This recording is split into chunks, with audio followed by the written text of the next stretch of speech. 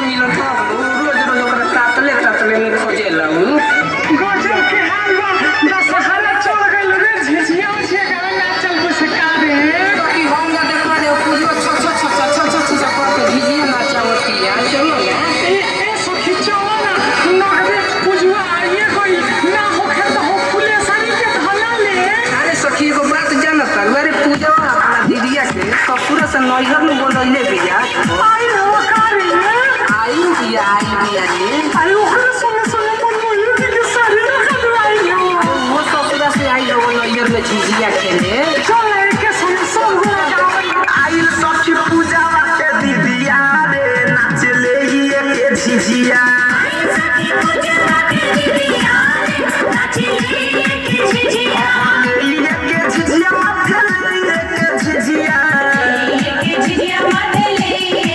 झिझिया में बोल दिया दीदिया रे नाचले ही के झिझिया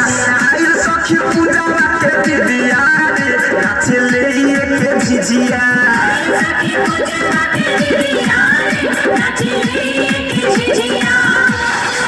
अरे अदित बाबू सुनो कर जो का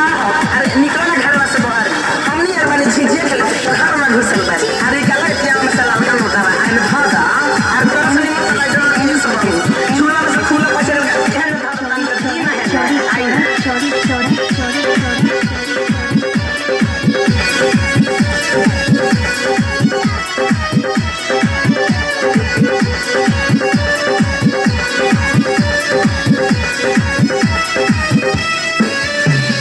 पुआरा के बिठई बना के धइलस माथे पर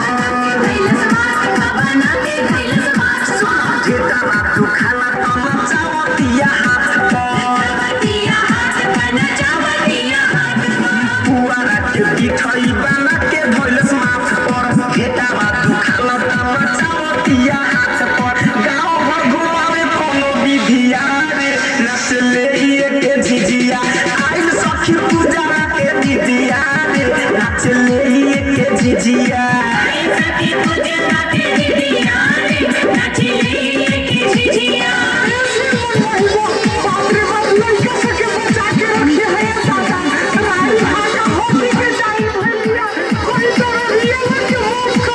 अरे हो ये सखी सचे कहतर भले भांगो बकन लइका के मोइले रखिया बड़ी नु पतर चइले दिया ई डाइन दारी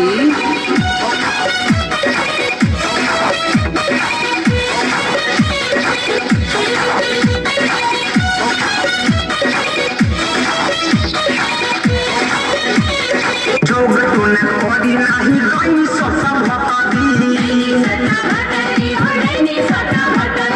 अखिया में लाजे नाही बाबे कोनो बतरी जोग तूने करी नाही गई ससा भतरी अखिया में लाजे नाही बाबे कोनो बतरी बिया रानी पवकी जिभिया रे नाचले ही के झिझिया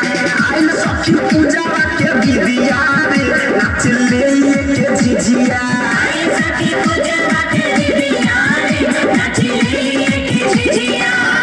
सखी मार गई के हम झिझिया लगावला जो राइटर के सब लिखले बा आ धनंजय जी लगौले बा चल मारिया थाना झिझिया नु दुआर बाए सखी जल्दी जल्दी रखो ना लोगन काहे लेट करत है लोगन मां शादियों की न जाए को होई चलो ना हमारे ले चलो सखी चलो अरे सखी चलो सही बात है चलो तनी बड़ा चलो सुना ना राइटर केस कोइले बादे गीतकारी हिके भगवान देले डोइनी के गहारी राइटर केस कोइले बादे गीतकारी हिके भगवान देले डोइनी के गहारी सियो मन मोही कर सिधिया रे नाचले ही के झिझिया आइल सखी